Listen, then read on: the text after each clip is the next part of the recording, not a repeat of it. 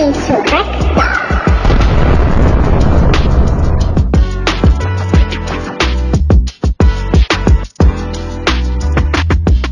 ¡Hey! ¿Cómo están todos? Muy buenos días, tardes, noches, dependiendo de la hora en la que nos estén viendo o escuchando. Mi nombre es Andrés Vera y les doy la más cordial bienvenida a...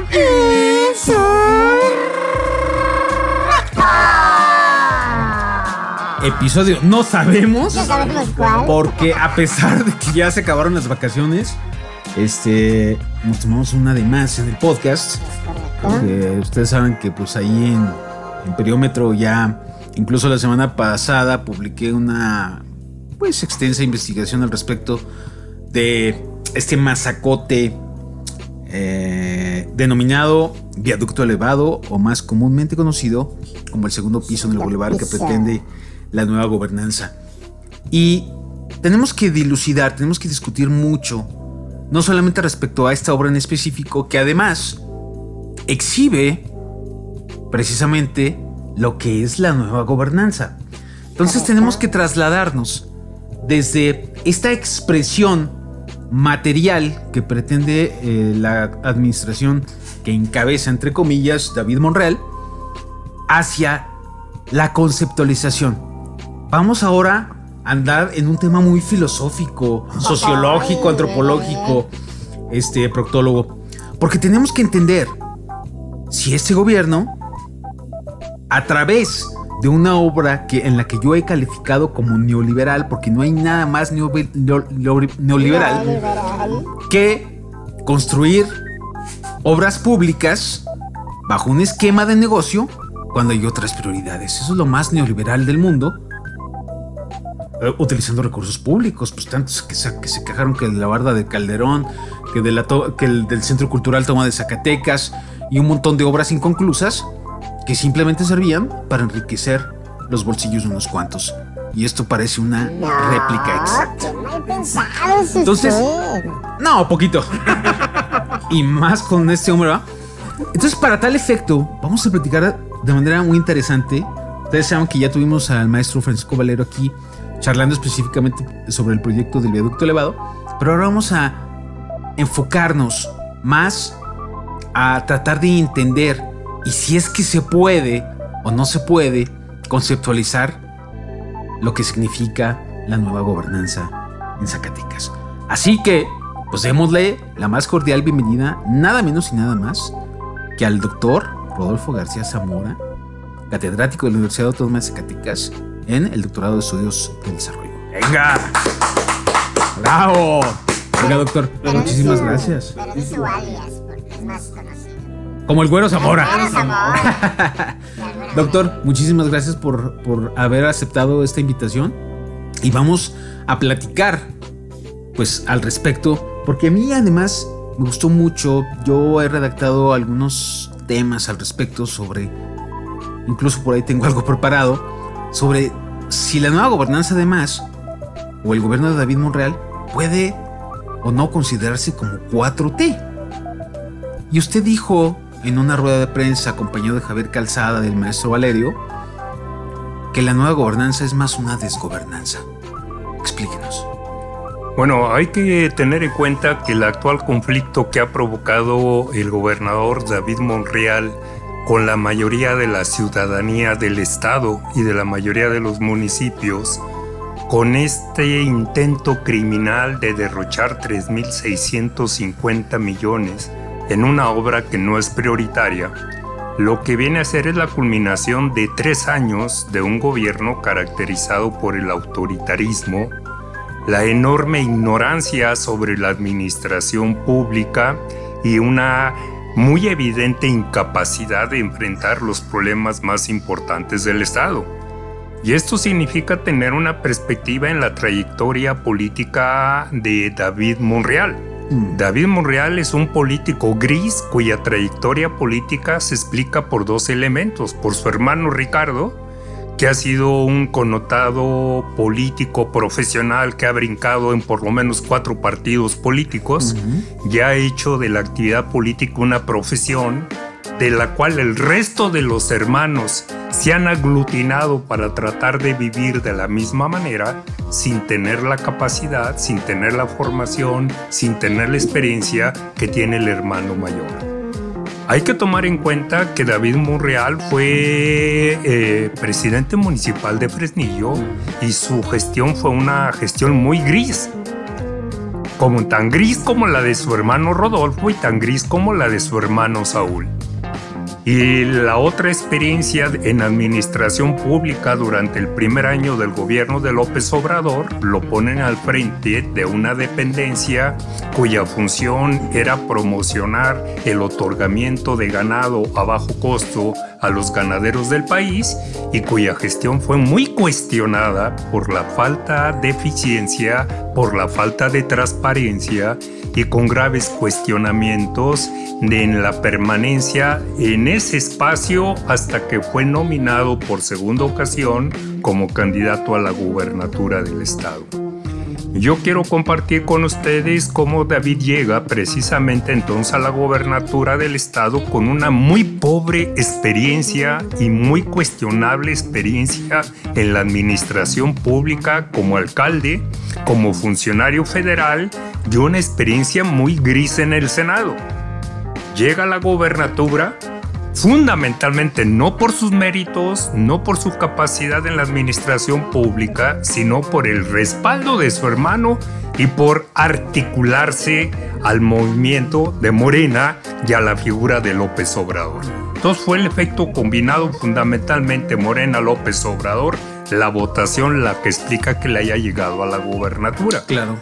Llega a la gobernatura y presenta un plan estatal de desarrollo que es un plan que seguramente lo compró en una consultoría privada que se dedican a hacer planes de desarrollo estándar y que se puede aplicar en cualquier estado. Y entonces vemos que en ese plan estatal de desarrollo no hay realmente un análisis de los problemas estructurales de cada uno de los sectores económicos del estado, ni tampoco de los sectores sociales. En este plan estatal de desarrollo, ellos plantean que los 4 ejes tractores será el campo, será la industria, será el comercio y será la minería. El turismo también. Y entonces, bueno, con esos 4 ejes tractores quiere decir que todo es importante, pero no hay ninguna propuesta concreta de desarrollo económico, no hay ninguna estrategia integral para el desarrollo económico del Estado, para el desarrollo económico de las diferentes regiones, ni tampoco para los diferentes sectores. Y la novedad con la que tratan de encubrir ese plan estatal y la gestión de 6 años es la palabra gobernanza. Es posible que en el mismo Oxxo, donde le vendieron el plan estatal de desarrollo, le hayan dado por allí una promoción. Miren, le vamos a dar allí una palabrita mágica. Usted diga que es el promotor de la gobernanza y que la gobernanza va a ser el soporte de su administración. Sí.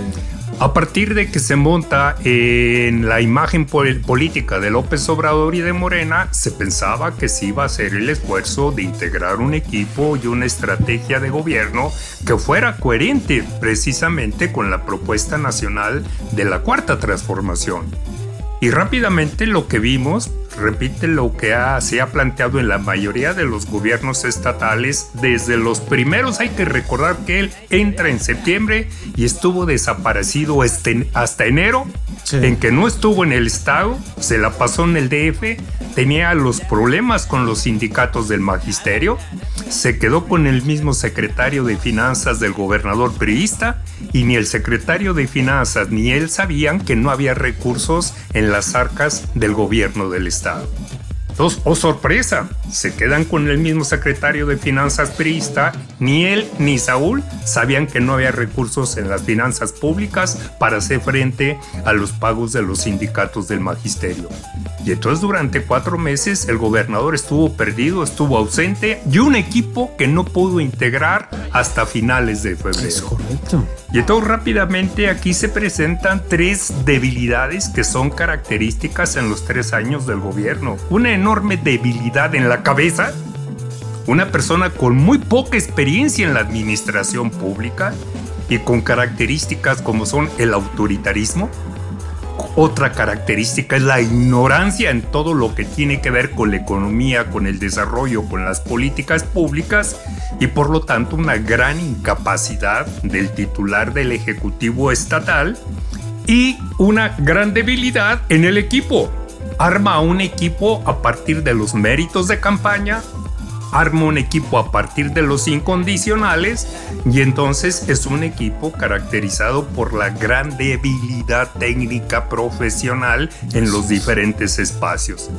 Y como no hay un proyecto serio de desarrollo para el Estado, no hay realmente posibilidades de que ellos puedan negociar con la Federación, más que lo único que negociaron fue un apoyo mínimo para empezar a funcionar al frente de gobierno del Estado.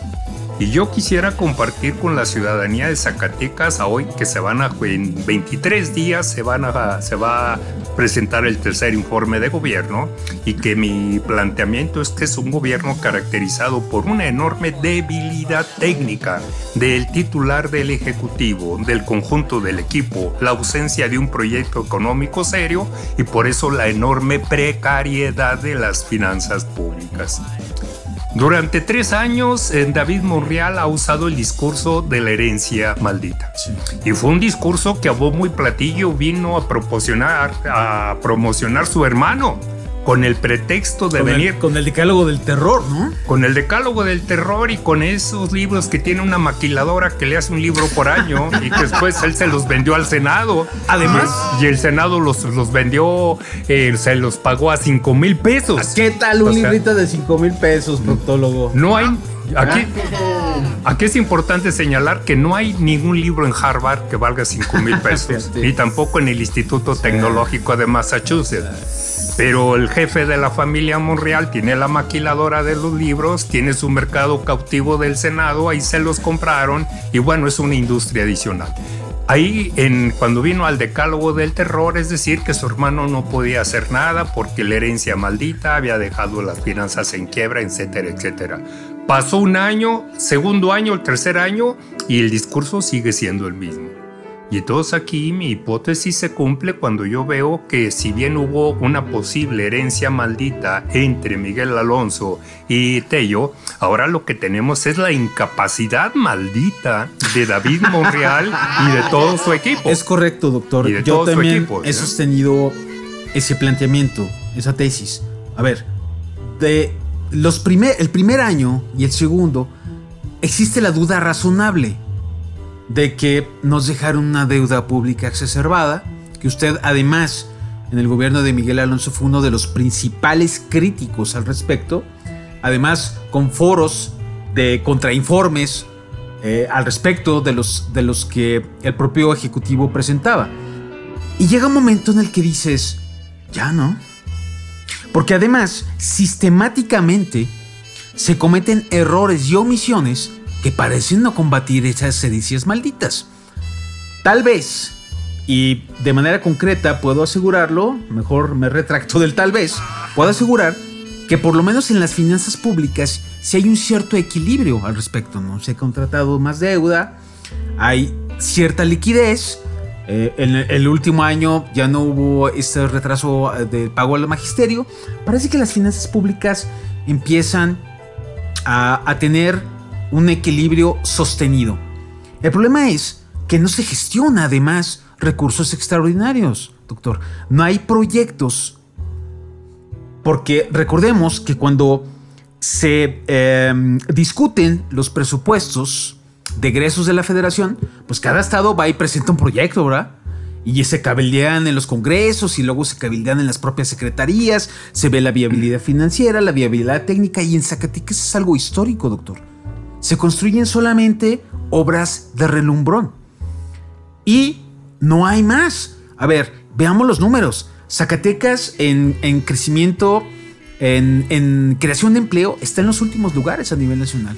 Datos del propio IMSS. Si bien la inversión extranjera directa a Zacatecas se ha posicionado ahí en los últimos trimestres del 2023 y en el primero del 2024 en los primeros lugares, es incomprensible que siendo uno de los principales captadores de inversión extranjera directa, decrezca el empleo. Entonces, pues ¿dónde se invierte ese dinero? ¿Quién lo invierte? ¿A dónde se va? No se registran los empleos en el IMSS. No hay circulante. Entonces, son demasiadas aristas, doctor, que acompañan una cerrazón y que acompañan además en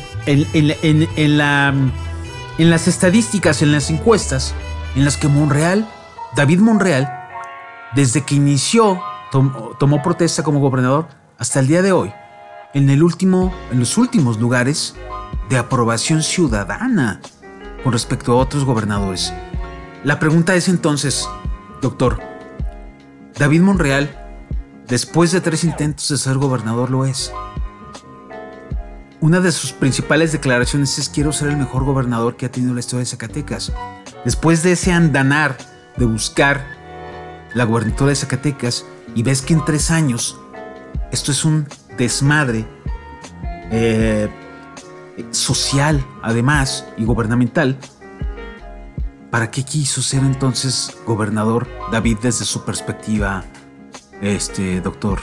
Bueno, ahí yo quiero recordar una vieja expresión de la centenaria Universidad de Salamanca en España, que dice: Salamanca no te da lo que la naturaleza te ha negado. La gubernatura del estado no le podía dar el conocimiento, la capacitación, la formación, la experiencia en políticas públicas que no ha tenido. O sea, la naturaleza es injusta y parece que las pocas neuronas que había en la familia solamente le tocaron a Ricardo. Y parece que David fue de los menos favorecidos. Entonces, realmente uno ve su comportamiento como gobernante. Además, y uno lo ve como un gobernante típico de la época priista más tradicional. Es correcto. O sea, en su forma de actuar, en su comportamiento, en su misoginia, en sus excesos hacia las compañeras, él es un típico representante de la clase priista que después brinca a diferentes partidos y termina siendo favorecida como una de las tribus de Morena. Pero yo recupero la parte que tú mencionas, que seguramente cuando vieron que el secretario de Finanzas de Tello tenía alguna capacidad en el manejo contable, fue que decidieron quedarse con él como secretario de Finanzas. Y que de alguna manera lo que él trató es de dar cierto orden en el manejo de las finanzas, manejar la austeridad.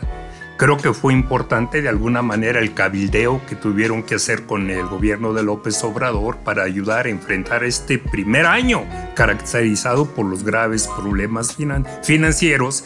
Y a partir de allí parece que el mérito que presumen durante 3 años, en esta semana ha estado muy activo el secretario de Finanzas, incluso parece que encontraron un reconocimiento porque les hicieron una evaluación de un código anticohecho, que son evaluaciones que se pagan por miles de dólares para recibir ese reconocimiento. Pero entonces lo que presumen como mérito es que las finanzas ahora ya son finanzas que están sanas, que no han pedido préstamos y que vienen arrastrando, sin embargo, toda la renegociación de la deuda heredada de los 8,000 millones de pesos. Pero el otro elemento es que el resto del equipo manifiesta una enorme incapacidad equivalente a la capacidad del Ejecutivo. Es correcto. Hemos visto en 3 años gobiernos de Nuevo León, gobiernos de Jalisco, gobiernos de Veracruz, de diferentes estados, que han presentado proyectos extraordinarios a la Federación por 500, 600, 800 mil millones de pesos. Y aquí no hay ningún proyecto adicional que marcara que, por ejemplo, había una estrategia de reactivación del campo, una estrategia de agroindustrialización, una estrategia para que la industria vaya más allá de la simple pequeña maquila que es complementaria de las empresas ensambladoras de Coahuila, de Aguascalientes y de Guanajuato.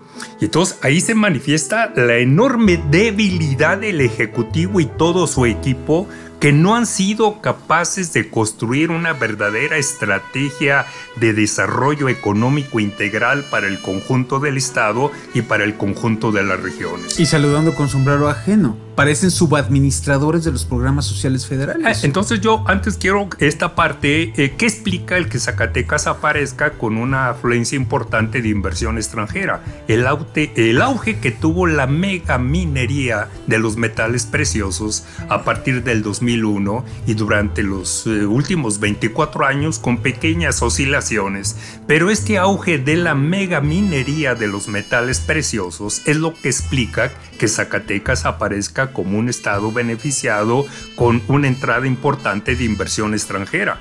Lo que no se toma en cuenta que genera en términos comparativos muy pocos empleos, que esos empleos se trata de empleos muy profesionales que traen las empresas de otros estados del país, que dejan realmente muy poco aporte económico y que lo que están generando son mega ecocidios en todas las regiones y en todos los municipios donde están funcionando.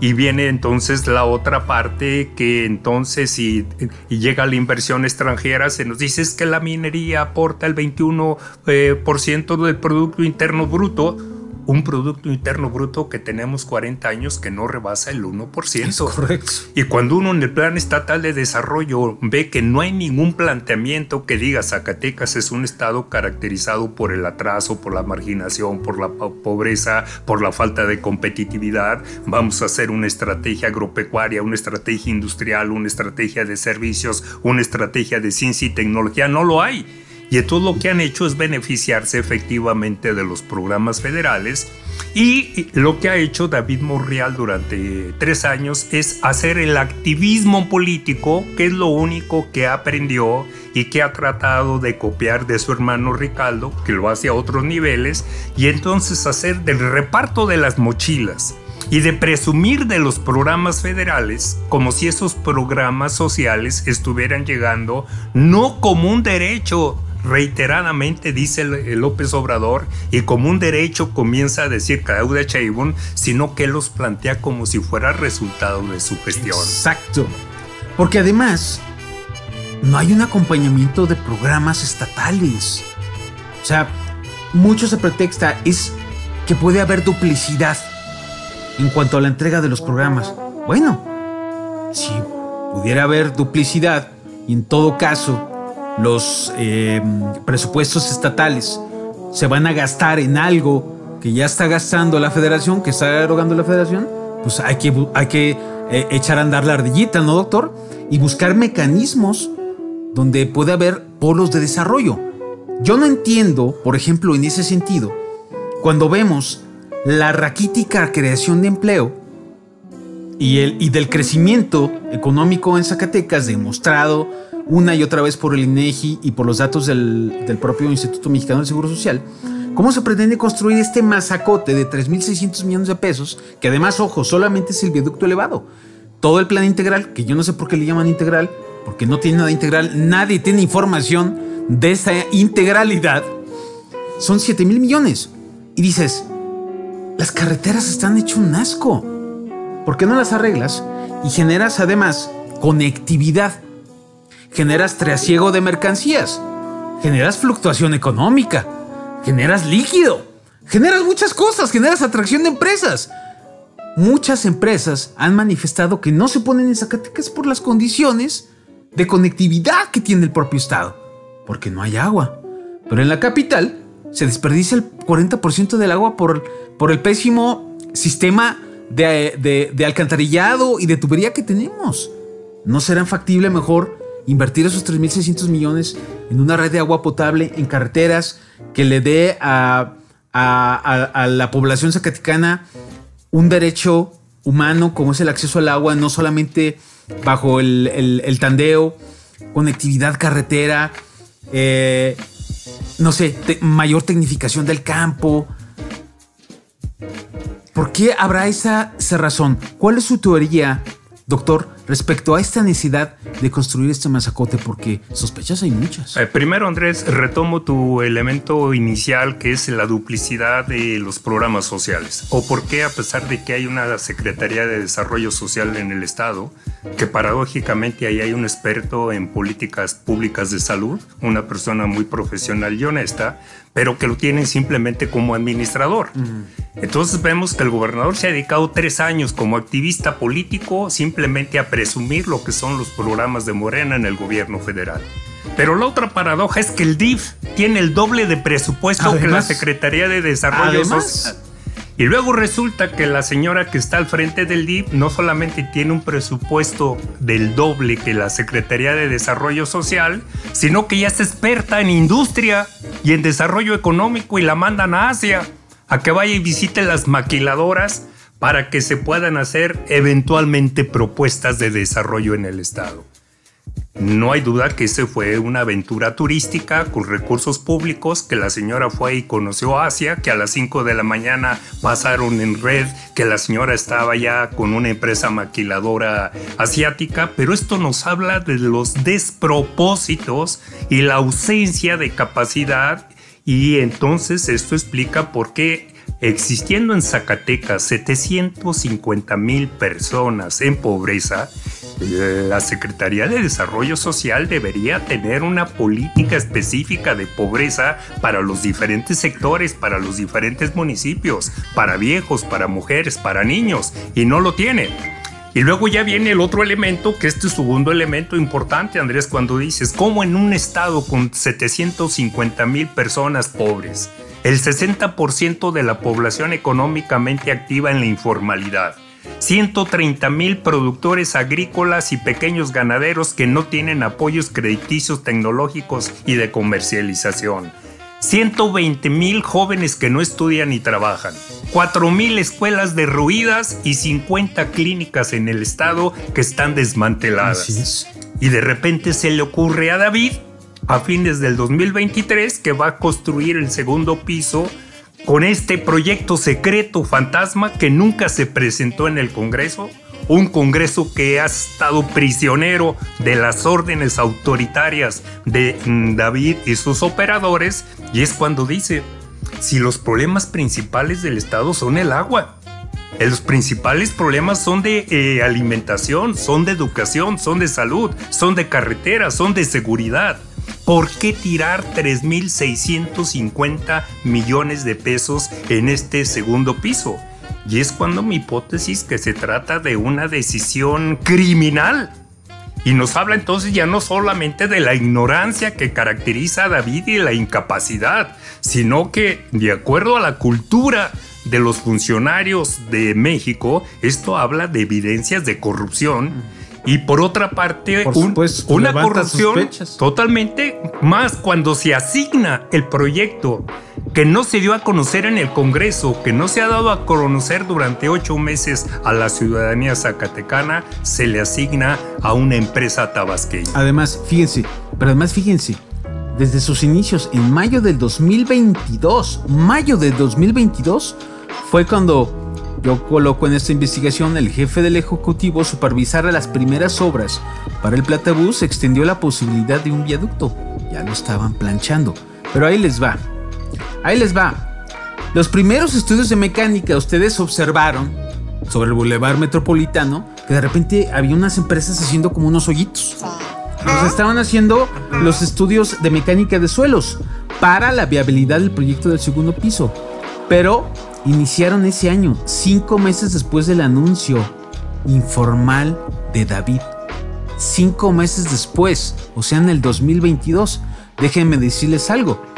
Una empresa, en mi investigación, yo detecté que una empresa radicada en la Ciudad de México llamada Geocel Mecánica de Suelos SADCB, encargada de realizar pues el estudio, según consta en la currícula de la empresa ubicada en su propio portal web, y fue expreso el estudio de mecánica de suelos desde el 2022. ¿A quién creen ustedes? ¿A quién cree usted, doctor? A Calzada Construcciones, la empresa que gana la licitación a principios del 2024. Todo estaba planchado. Todo. Empezaron al revés. Empezaron a hacer estudios de mecánica de suelos. A la empresa que gana la licitación, entre comillas, 2 años después. Pero además hay evidencia de simulación en la licitación. Porque Grupo IXA, de Calzada Construcciones, y el otro grupo, pues resulta que son propiedad de empresarios ligados al Grupo Atlacomulco del PRI. Pero quiero especificar en esto la gran simulación, doctor. David anuncia que un viaducto, luego hay unos estudios de mecánica de suelos, a la empresa que gana la licitación 2 años antes, y David ya ha estado balbuceando, además, bueno, eso siempre, doctor, bamboleando entre declaraciones. Vamos a hacer una consulta. No, mejor es de huevo. Y luego ustedes salen y dicen, ay, pues es que sí, la consulta. Además, la ley de participación ciudadana lo establece en la Constitución. A que después yo puse ahí un paréntesis, porque pues, en proceso electoral no puede existir una ley de participación ciudadana.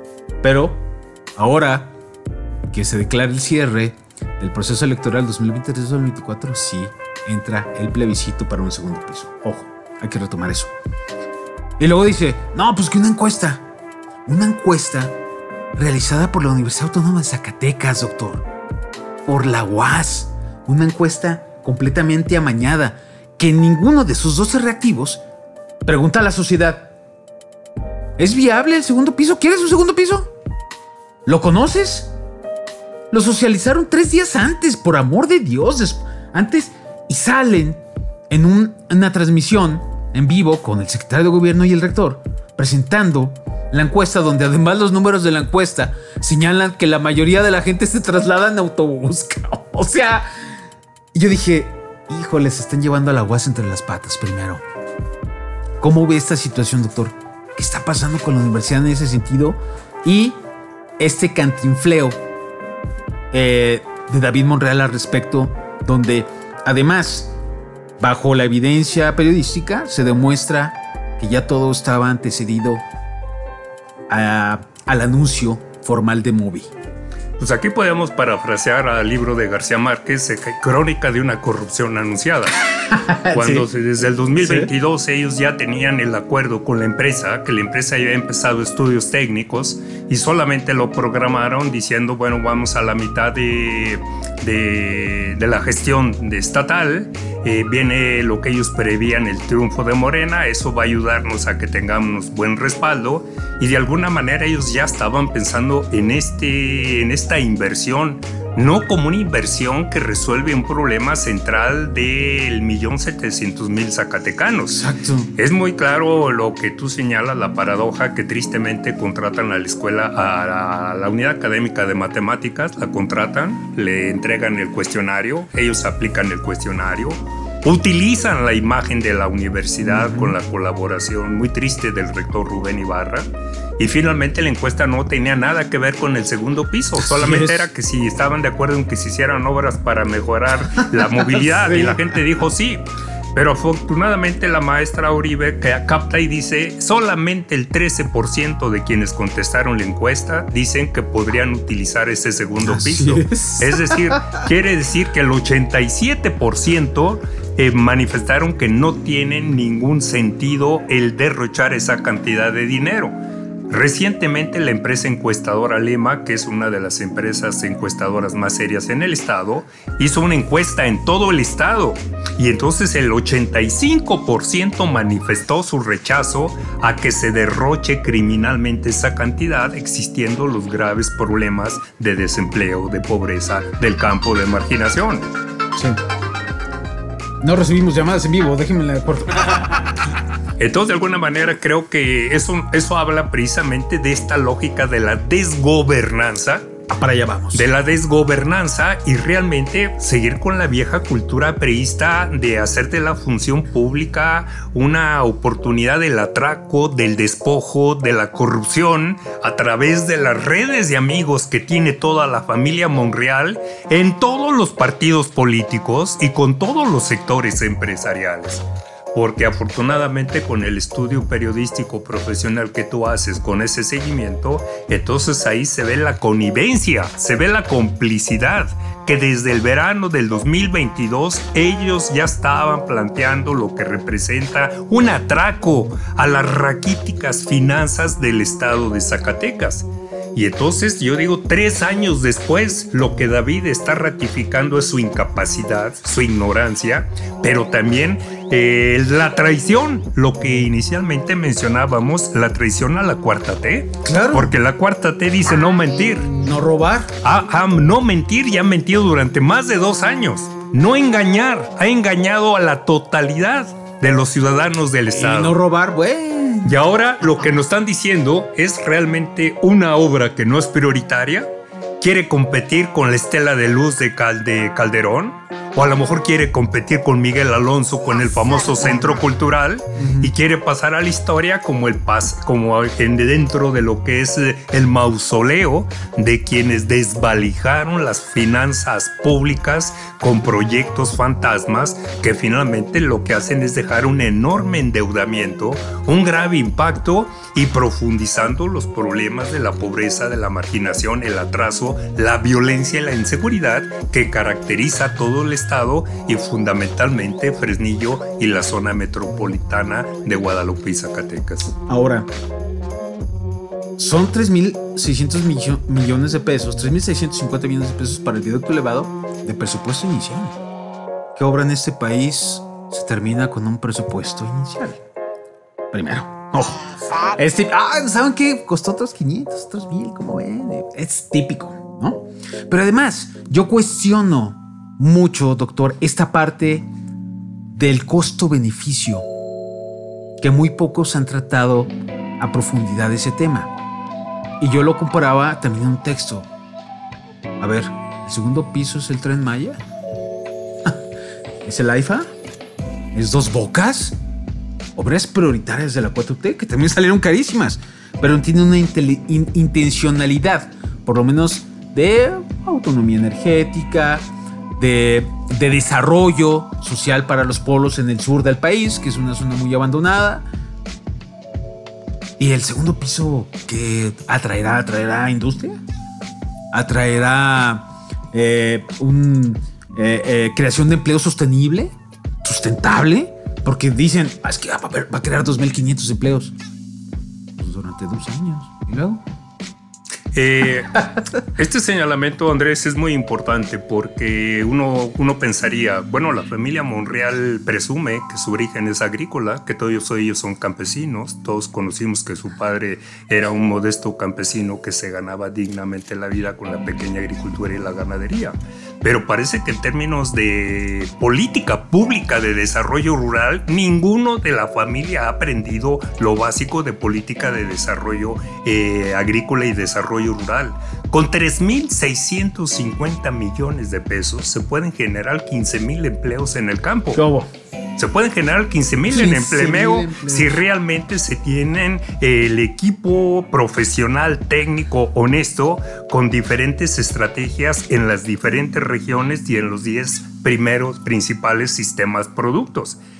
La ignorancia es cuando David comienza a decir que hay que financiar el segundo piso para llegar a la modernidad. Sí. Y ahora sus lacayos y sus apologetas dicen que para poder parecernos a Aguascalientes hay que hacer segundos pisos. No, espérese, doctor. Yo escuché a Rodrigo Reyes decir en una radio, es que el puente se va a ver muy bonito, así como en Londres, como París. Entonces yo le pongo en mi Facebook, espérame, güey, ¿de qué nos sirve tener, entre comillas, un puente, un viaducto elevado de primer mundo, cuando todo lo demás es de cuarto mundo? Ni siquiera de tercer mundo. Bueno, resulta... O sea, esas percepciones, ¿qué onda, doctor? Resulta terrible que este joven funcionario que intenta ser el caballo negro de la familia Monreal, si les falla el otro potrillo y la yegua, se atreva a decir ese tipo de cosas, ¿no? Se atreva a decir que por qué va a ser bonito.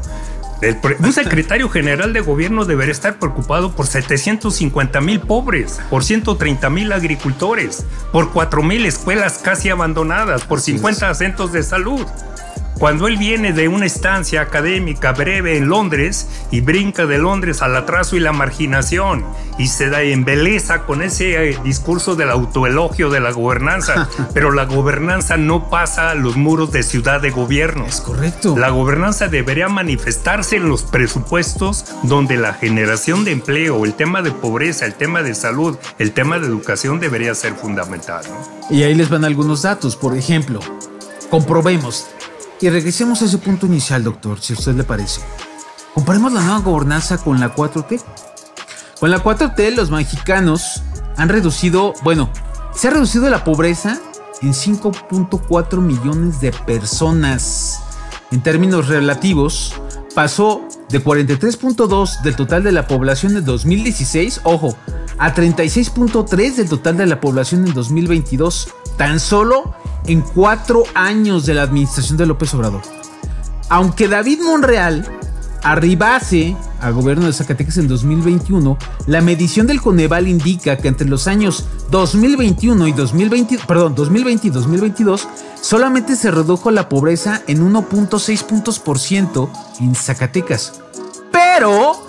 Pero la pobreza extrema aumentó 1.2%. En esos 2 años en los que la 4T ya estaba, arraigada institucionalmente, porque pues ideológicamente ya habrá, institucionalmente había una reducción sustancial de la pobreza. Cuando llega David Monreal y un año anterior con Tello, en Zacatecas se ha incrementado la pobreza extrema, doctor. Datos del Coneval. En este 2024 tendremos que ver pues cómo ha pasado el 2023-2024. Yo estoy a la espera de que el Coneval ya esté publicando esos 2 años. Pero eso demuestra, doctor, que en Zacatecas, en comparación con la 4T, que ha traído la inversión extranjera directa histórica del país, ¿verdad? Se han creado miles de empleos, millones de empleos, los más en la historia del país, donde ha habido un incremento del salario mínimo, el mayor histórico del país, donde si bien la inflación no ha podido ser de todo dominada, pero en Latinoamérica, pues México sigue siendo de los países con menor inflación, ¿no? Y volteas a Zacatecas y nada que podamos comparar con ese discurso de la cuarta transformación en datos precisos, doctor. Regresemos a ese punto, porque a mí me encanta lo que usted plantea, la desgobernanza. Entonces, ¿podemos decir que el gobierno de David Monreal pertenece a la cuarta transformación? Yo creo que después de 3 años, la gestión de David es una traba. Para la 4T. Es una traba para la cuarta transformación. Yo creo que es de los gobiernos que representa una rémora. Es una enorme losa por la incapacidad, por la ineficacia, por lo inepto del gobernador. Y es aquí donde mi hipótesis es que este gobierno se caracteriza por lo débil del equipo, la ausencia de un proyecto de desarrollo integral para el Estado.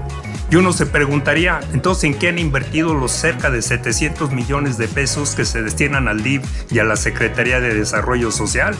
Es lo que han costado las mochilas. Las mochilas están pagadas desde México. Es decir, no hay realmente políticas sectoriales, no hay políticas específicas, porque el equipo refleja la incapacidad y la ignorancia de quien está al frente de gobierno del Estado.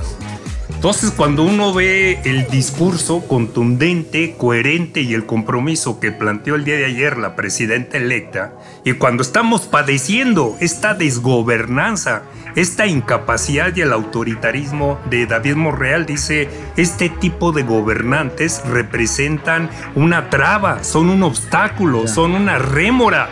Es algo que representa lo contrario de lo que Manuel Andrés y Claudia Sheinbaum quieren construir y quieren proponer. Claro, yo lo expresaba en la columna de este viernes y planteo la misoginia 4T, la misógina 4T davidista. ¿Entenderán lo que representa Sheinbaum? Y hago una especie de relatoría breve de cómo el gobierno de David Monreal ha sido tremendamente misógino. No solamente desde aquel tocamiento, ni la criminalización en el 2023 con las propias funcionarias de gobierno en el marco del 8M. Al año siguiente, reprimen a las mujeres. Después, ignora David Monreal a una señora que está haciendo una catarsis y una exigencia ante la pérdida de su hijo, cuando David ahí tuvo la grandísima oportunidad de mostrar el mínimo de empatía y de humanidad, y la echó por la borda. Y ahí es donde se confirma precisamente nuestros dichos, doctor. No tiene ninguna capacidad David Monreal, pero para nada. Cuando yo he bosquejado lo que es su trayectoria como funcionario, su trayectoria como un actor político y que lo que sabe ser el activismo político, con este tipo de característica precisamente misógino, con el episodio de Juchipila, con la represión. ¿Qué pensará Claudia Sheinbaum de la represión del 23 y de la represión del 24 contra las mujeres? Yo me atrevo a decir que David Monreal y su equipo representan un cáncer para la 4T a nivel nacional. Y entonces yo me atrevo a decir que el grupo de los Monreal, protegidos y protegida, representan la cuarta traición a todos los zacatecanos y a la cuarta transformación. Traicionaron 3 veces al municipio de Fresnillo porque 3 hermanos lo desgobernaron, siempre tras la figura del hermano, y se convirtieron en promotores de eventos boxísticos, eventos de lucha. Parece que los 3 fueron discípulos de Benjamín Medrano. Parece que lo único que aprendieron cuando Benjamín Medrano era su asesor político, y lo que aprendieron fue cómo invertir en precisamente los recursos públicos en eventos de diversión. Pero los 3 fueron un fracaso y fueron una traición al interés que los fresnillenses han tenido. Fresnillo es el municipio que tiene mayor capacidad de desarrollo económico, de desarrollo agroindustrial, de desarrollo industrial, de cadenas de valor. Y los 3, incluido David, pasaron con una enorme incapacidad. Y hoy representa la cuarta traición, pero es una traición a 1.700.000 zacatecanos. Y David Monreal y su equipo y su gestión representan el cáncer de la cuarta transformación a nivel nacional. ¿Qué pensará la mayoría de, si no fueron 36 millones, porque hubo mucha gente que no fue de Morena que votaron? Se calcula que por lo menos la mitad de los hombres más ricos de México votaron por Morena.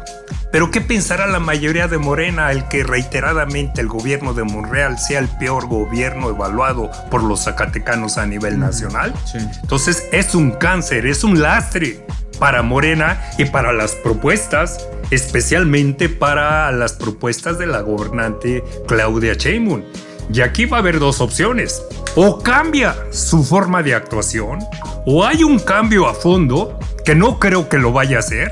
Y yo repito, la gubernatura no le dio lo que la naturaleza le ha negado, y también nunca se preparó, nunca se formó, no tuvo la capacidad de la administración pública. Chango viejo no aprende maroma nueva, y yo creo que lo que va a suceder, que ante la enorme incapacidad no van a tener capacidad de armar propuestas en esa estrategia que se está diseñando entre el gran sector empresarial mexicano y el gobierno de Claudia Sheinbaum, de aprovechar las oportunidades del TEMEC y la proveeduría cercana, lo que le llaman el nearshoring, donde en Nuevo León, donde en Jalisco, donde el Estado de México, Baja California, Sonora, Chihuahua, los gobernantes tienen carpetas, tienen proyectos, ya lo están promocionando, y aquí no se ha hecho absolutamente nada. Yo me temo que van a ser 3 años más de marginación, 3 años más de pobreza, y en todo caso los y de caprichos, doctor. Y bueno, y es que esto refleja precisamente, yo califico al gobierno en general como un gobierno muy débil, la ausencia de un proyecto, la ausencia de un financiamiento extraordinario, pero las 3 características que definen a David es autoritario, la ignorancia y la ineptitud. Y en ese escenario, lo que estamos haciendo hoy los ciudadanos en la capital, y se van a juntar ciudadanos de diferentes municipios, es defender el presupuesto de los zacatecanos. si el año que viene van a ser 38,000 o 39,000 millones de pesos, que las prioridades sean los pobres, la prioridad sea el campo, la prioridad sea el empleo, sea el agua, sea la salud, sea la educación, sea la alimentación. Esa está buenísima, doctor. Pues es un eslogan de la 4T, primero los pobres. Por el bien de todos, primero los pobres. Y aquí David es, no, pues primero No, es que ellos ya primero 1,000 millones por kilómetro. No, es que ellos ya cambiaron el eslogan. Para el bien de la familia Monreal, primero los cuates. Ay, qué strong. Oiga, doctor, usted fue un crítico también muy importante que alimentó en su momento mucho el discurso de la oposición en el gobierno de Miguel Alonso. Usted hacía contrainformes, usted asistía a foros, hacía ruedas de prensa con diputados que eran guerreros, hacían planteamientos y se quejaban y bueno, muchos después votaron por los empresas, ¿verdad? Pero por lo menos había una oposición propositiva. En el marco de uno de los, yo creo que va a ser, siempre decimos en Zacatecas, ojalá no llegue un gobierno peor y siempre nos sorprende, me ha dado cuenta. Pero en el marco de este desastroso gobierno monrealista o davidista, diría yo, la oposición tampoco suena.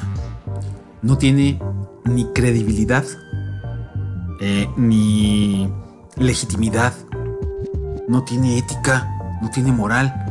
Entonces parece que los zacatecanos estamos en un limbo, estamos en un impasse, porque volteamos hacia el pasado y decimos, hijo, está cabrón. Y volteamos hacia el futuro y decimos, pues ¿con quién? ¿Con quién? ¿Con los del pasado? ¿O le seguimos con este crepúsculo de ineptos que van a tratar de perpetuarse en el 2027? ¿Hacia dónde vamos, doctor? Hay que tomar en cuenta, yo quiero compartirles a todos los que nos están escuchando y viendo, en 1993-94, cuando se dio el problema de las carteras vencidas, nosotros tendríamos aproximadamente 45 años y llegaron los dirigentes de las uniones de crédito rural que acababan de quebrar. Y llegan al cubículo y nos dicen, ayúdenos, acabamos de quebrar y el gobierno no tiene ningún interés en apoyarnos. A nosotros nos llega la realidad, nos llega a la quiebra de las uniones de crédito al cubículo y decimos, ¿qué hacemos? Y dijimos, vamos a armar la semana que viene un foro de análisis y propuestas para reestructurar el problema de la cartera vencida, noviembre de 1993.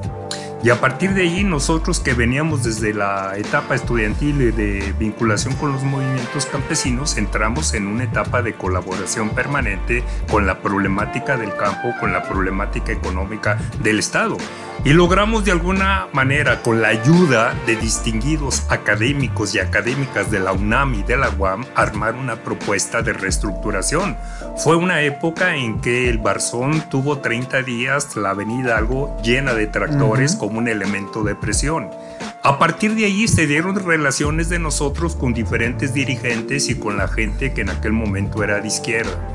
Esto nos permitió que era cosa de 15 años, 10 años y 8 años en el Congreso del Estado llegaron nuevos dirigentes, nuevos diputados del PRD, del PT, inclusive algunos del PAN, y que entonces cuando estaba lo más fuerte de la corrupción y de la impunidad en el manejo del presupuesto de Miguel Alonso, durante los años de su gestión, cada año hacíamos una evaluación del presupuesto y hacíamos un contrainforme.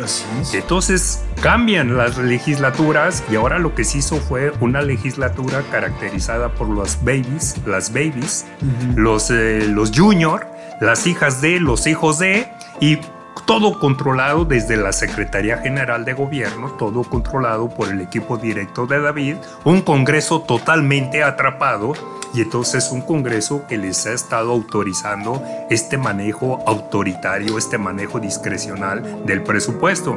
Y una oposición parlotera, con grillas, sin propuesta. Es que ahí es donde yo me pregunto, ¿qué pueden proponer? Bueno, efectivamente están igual que David. El Congreso no les puede dar lo que la naturaleza les ha negado, ¿no? O sea, llega gente sin ninguna formación. Sí. Llegan chavitas porque los papás han sido funcionarios y beneficiarios del presupuesto de manera exagerada durante muchos sexenios, pero no tienen ni preocupación, no tienen ni formación, no tienen ni perspectiva. Lo que les heredaron fue un costal de mañas para a partir de ahí tratar de replicar el modelo de exitosa acumulación de capital con los recursos públicos. Entonces, yo no sería tan pesimista, Andrés, y yo creo que afortunadamente estamos en un proceso donde la clase política mexicana va a tener que renovarse en su conjunto. Hay una profunda crisis del PRI que cada vez más se parece al PRD. Sí. El PRD ya desapareció y parece que lo que queda lo van a mandar al Museo de Antropología e Historia. Esto es buenísimo. Pero lo de ayer es muy importante. Lo de ayer es muy importante cuando Claudia Sheinbaum manda una flecha de fuego a Morena y le dice, de manera muy sutil, sí, urge el Morena un Congreso Nacional, sí, para definir claramente lo que es Morena, lo que es el gobierno, para ver los compromisos y para ver el trabajo. Sí. Entonces yo pensaría, ¿cómo se va a procesar esto en los estados donde en el caso de Zacatecas la estructura de Morena fue expropiada, fue integrada como parte de los activos del gobernador David Monreal? En ese escenario va a crecer mucho el debate político en todos los partidos políticos. Y en septiembre Morena se va a estremecer con todas las tribus que lo constituyen, a nivel nacional y a nivel local. Claro. Aquí algunos viejos dirigentes de Morena que se hicieron viejos tomando café en los últimos 50 años en la Acrópolis van a tener la oportunidad. ¡No! Van a tener la oportunidad. ¡Mi amigo! Van a tener la oportunidad de volver a debatir, de tratar de ganar terreno.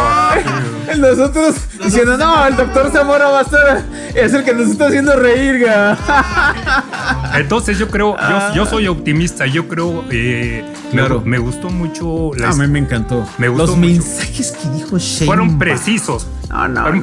Ella manifiesta una visión, una estrategia por encima de la visión que tenía Andrés Manuel. Sí. Andrés Manuel tiene una visión del tejido social, sí, del tejido político, del tejido regional, pero tiene una visión provinciana, tiene una visión macondera del país. Claudia tiene una visión del mundo, sí, tiene una visión de las fuerzas del cambio, tiene una visión de la ciencia, de la tecnología. Mucho más progresista. Totalmente, más apertura. Sí. Y tiene la visión de equipo. Pues es que tiene la visión de una científica. Es una científica. Entonces, Andrés, yo digo, no seamos tan negativos. Yo soy optimista, soy de los veteranos con juventud acumulada y que digo, va a haber muchas oportunidades, donde los jóvenes tendrán que enfrentar los nuevos retos y los partidos, incluido Morena, o se tendrán que renovar o van a tener que desaparecer. Van a se puede tender a la perredización. No, ese virus, ese COVID de la perredización, sí, está adentro de Morena. Está en su ADN. Y que vean precisamente el otro componente que tiene en su ADN priista. Así es. Por eso lo que señaló ayer Claudia no tiene desperdicio. Sí. Que lo entienda el que lo quiera, sí, entender. No. Y yo espero que para el 27 en Zacatecas va a haber un cambio muy importante en la participación política, en la composición de Morena. Inclusive el PAN y el PRI van a tener que sacudirse. Movimiento Ciudadano va a tener que ponerse las pilas. Y yo creo que también las decisiones de cambio estratégica desde el centro va a ser un elemento que va a obligar a sacudir estas inercias negativas. Y son elementos que yo creo David y su pequeño equipo de asesores, incluido el joven funcionario en la Secretaría de Gobierno que añora los puentes hermosos de Londres y se le olvida que tenemos 750,000 pobres, van a tener que tomar en cuenta o que cambian o van a ser totalmente marginados de los planes de modernización, de los proyectos estratégicos y de los presupuestos. Y que los últimos años en ese escenario van a ser años donde tendrán un creciente repudio de la inmensa mayoría de los zacatecanos. Yo quiero terminar, Andrés, diciendo que David tiene la oportunidad de evitar esta irracionalidad, este intento de rapiña de los 3,650 millones de pesos. Que se ponga él y su equipo a escuchar cuáles son las propuestas de la presidenta electa. Que trate de cambiar el equipo a fondo, que trate de cambiar su forma de actuar, o de lo contrario, será la tumba política de él, de su equipo, de toda su familia, de su protegida y de los allegados. Es demasiado optimista usted, doctor. Expresa demasiados buenos deseos. Me gustaría acompañarlo en ese sentido, pero lo dudo muchísimo. Yo por lo menos le voy a pedir al maestro Valerio que le deje una veladora a San Judas Tadeo en Villanueva, a ver si con eso nos ayuda. Y además, hay que hacerle de todo, ¿no? Y además aprovecho para que se alivie rápidamente el maestro saludos Francisco al Valerio, maestro, que ha tenido un papel muy importante en esta lucha contra la corrupción, contra el autoritarismo del gobernante en turno. Saludos, muchos saludos al maestro Valerio, que ya estuvo aquí con nosotros. Pero fíjense, para que vean que no tienen nada de imaginación en la nueva gobernanza. Aquí con el maestro Valerio planteábamos, ¿y por qué no le perdía la vida? Si Sheinbaum había anunciado en estas conferencias de prensa como virtual presidenta, anuncia la construcción de un puerto, de una ruta ferroviaria hacia el norte del país. Yo le decía, es tan poca la imaginación del gobierno del estado que no fueron a decirle, oye, un acotamiento a Zacatecas. ¿Ah? Va David y se reúne con ella y aterriza David y dice, es que le pedimos que pase el tren. Nadie se les había ocurrido. Si nos ven, doctor, si nos escuchan, nos monitorean y se piratean ideas. Yo les decía, bueno, ¿y por qué no se replantea decirle al nuevo gobierno federal, oye, fíjate, pues tengo 3,600 millones? Bueno, no 3,600. En realidad tengo 1,500, de los cuales ya me gasté 1,000. Que nadie sabe en qué se gastó 1,000 por lo del segundo piso. ¿Sabes qué? Tú ponme otros 3,500 gobierno federal y voy a reconstruir todas las carreteras. Es un compromiso. Y generamos conectividad, lo que decía al principio. Generamos fluctuación de mercancías, generamos economía, generamos derrama económica. Otra, pues hágase la presa en Milpillas. Bien hecha. Se trae una tubería para acá, se crea una planta tratadora, todos felices y contentos, con 400,000 habitantes de la zona conurbada teniendo agua. Es tan triste la visión de David, que yo creo que vamos a terminar con otros 3 años de oscurantismo. Pero me gustaría finalizar con una pregunta también para usted, doctor. ¿Tendríamos que entonces promover la revocación de mandato? ¿O nos tendremos que esperar a 3 años a ver si la doctora, la nueva presidenta del país, impone y trata de darle a Zacatecas un nuevo rostro? Yo me planteo que si la insensatez, la actitud autoritaria y la rapacidad de David Monreal lo llevan a seguir con su criminal proyecto del segundo piso, habremos que plantear precisamente el desconocimiento precisamente por atentar contra los intereses de la mayoría de los zacatecanos, y a partir de noviembre socializar la discusión y el debate del presupuesto 2025 para que no sigan atracando los recursos públicos como lo hizo Miguel Alonso, como lo hizo Tello y como lo pretende hacer David Monreal. Entonces yo no tengo la menor duda de que si él insiste en esta decisión irracional que va contra los intereses de la mayoría de 1,700,000 zacatecanos, habrá que promover efectivamente su desconocimiento y socializar en los siguientes 3 años el debate de los presupuestos, que no quede solamente en manos de 30 personas intimidadas, capturadas y atrapadas y maiciadas por estos gobernantes. Y maiciadas. Bueno, finalizamos. Estuvo buenísimo este podcast, proctólogo. Déjenme decirles que es de los mejores que hemos tenido. Parecía que iba a estar muy serio, maestro, pero... No, nos estuvo botados de risa. El doctor García Zamora, que además, pues el doctor García Zamora a mí me conoce desde cuando estaba en el kinder, desde el CIUAS. De la División de Estudios Inferiores. De la División de Estudios Inferiores.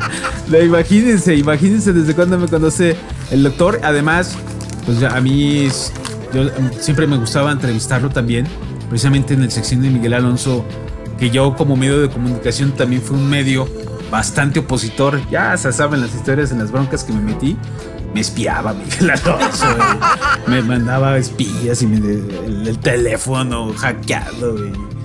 En fin, le dolió lo del reportaje de la casita. Y yo quiero cerrar nada más con esto. A título personal, más Sheinbaumismo, menos davidismo. Doctor, encantadísimos de que haya estado con nosotros y ojalá nos pueda acompañar en otro episodio, porque precisamente ustedes han anunciado que van a ir a la próxima legislatura, la 65ª legislatura, para exigir que haya un presupuesto participativo que además está establecido en la propia Constitución.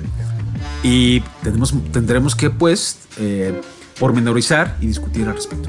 En definitiva, seguiremos en contacto y cuando haya oportunidad volveremos a tener una segunda intervención platicando con ustedes de esta manera amena, de esta manera optimista, pero siempre tratando de construir propuestas de solución, propuestas de desarrollo para un mejor futuro para todos los zacatecanos. Muchísimas gracias, doctor. Con nosotros el doctor García Zamora. Venga, muchísimas gracias. Gracias, estuvo buenísimo, nos extendimos porque valía la pena. Y regresamos con broche de oro a los podcasts. En los próximos van a ver qué buenos van a estar. Y hay muchos que le están zacateando otra vez. Muchísimos, otra vez, ya se la saben cómo es la dinámica de la nueva gobernanza. Ya, otra vez, zacateándole al parche, como siempre. Gracias por habernos escuchado. Nos vemos a la próxima. Además, les recuerdo que en este podcast me puedo equivocar, pero no creo.